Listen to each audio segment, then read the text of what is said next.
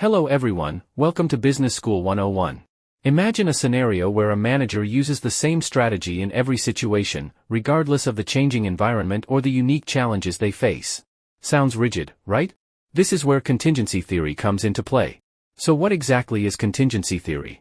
What are its major components and applications? Does it have limitations? In this video, I will discuss these questions with you. Section 1. Definition. Contingency theory is a management theory that suggests there is no single best way to manage an organization. Instead, the optimal course of action depends on the internal and external situation. This theory highlights that various factors, such as the environment, the nature of the task, and the organization's structure, influence which management practices are most effective. The theory was first developed by American management psychologist Fred Fiedler in the 1960s and has since become a cornerstone of strategic management. Section 2. Components. The key components of contingency theory include following. Number 1. Environmental context. Contingency theory highlights the importance of adapting management practices to external factors like market conditions, competition, and regulations. For example, a company in a dynamic, competitive industry may need a flexible management approach, while one in a stable environment might benefit from consistency and structure. Number 2. Organizational structure. The theory suggests that an organization's structure should align with its specific needs, such as strategy, size, and the nature of its tasks. A centralized, hierarchical structure may suit a large corporation focused on efficiency, while a decentralized structure might benefit a smaller, innovation-driven company. Number 3. Leadership style. Effective leadership varies depending on the situation. Contingency theory advises leaders to adapt their style, whether autocratic, democratic, or laissez-faire, based on the demands of the environment, tasks, and organizational culture. For instance, a crisis might require decisive leadership, while creative tasks may thrive under a more participative approach. Number 4. Task characteristics. The nature of tasks influences the appropriate management approach. Simple, repetitive tasks may require a directive style focused on efficiency, while complex, variable tasks benefit from an adaptive, supportive approach that fosters innovation and problem-solving. Number 5. Technology. The type and complexity of technology in use affect an organization's structure and management practices. Organizations with advanced, automated technology may require formal processes and oversight, while those with simpler technology might operate effectively with more flexibility. Number 6. Organizational size. Organizational size plays a key role in determining structure and processes. Larger organizations often need formalized structures with clear hierarchies, while smaller organizations benefit from flexibility and quicker decision-making. Section 3. Business applications. Here are 5 important applications of contingency theory in business. Number 1.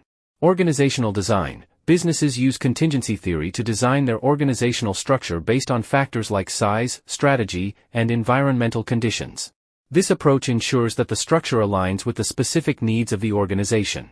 For example, McDonald's designs its regional operations to fit local markets, allowing it to adapt its menu and strategies to align with local tastes and regulations in different countries.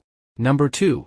Leadership development. Contingency theory helps in identifying the most suitable leadership styles for different situations, guiding the development of leaders who can adapt to various challenges and environments.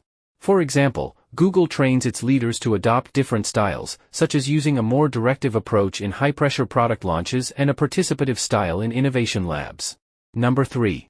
Strategic planning. Contingency theory informs strategic planning by emphasizing the need to align strategies with the external environment. Companies that adapt their strategies based on market conditions tend to perform better. For example, Alibaba tailors its strategy by driving innovation in e-commerce and cloud computing in developed markets, while focusing on expanding its reach in emerging markets through localized platforms and payment solutions. Number 4. Decision-making processes. Contingency theory supports flexible decision-making processes that adapt to the complexity and uncertainty of the situation, ensuring more effective outcomes. For example, J.P. Morgan Chase standardizes decision-making for routine financial transactions but employs a collaborative approach for complex investment decisions, involving cross-functional teams. Number 5.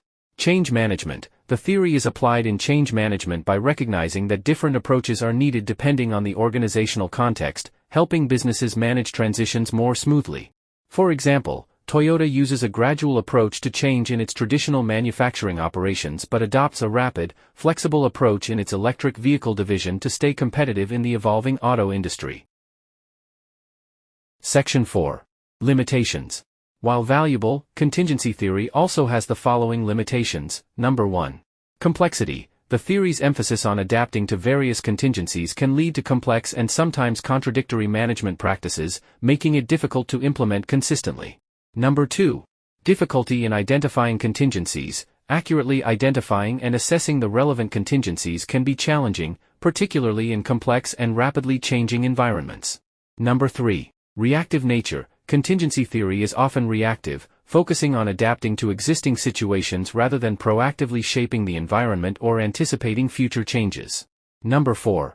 Lack of specific guidance. The theory provides a general framework but often lacks specific, actionable guidance on how to implement the necessary changes or adjustments in a given context. Section 5. Summary. To sum up, contingency theory suggests that the effectiveness of management practices depends on the specific context in which they are applied. Understanding this theory is crucial for businesses because it helps in designing organizational structures, developing leadership, and making strategic decisions that are aligned with the environment. Alright, that's all for today's topic. If you have any questions regarding this video, please leave your thoughts in a comment below. I hope you enjoyed this video, and if you did, make sure to give it a thumbs up and subscribe to my channel. Thanks for watching, and I'll see you next time.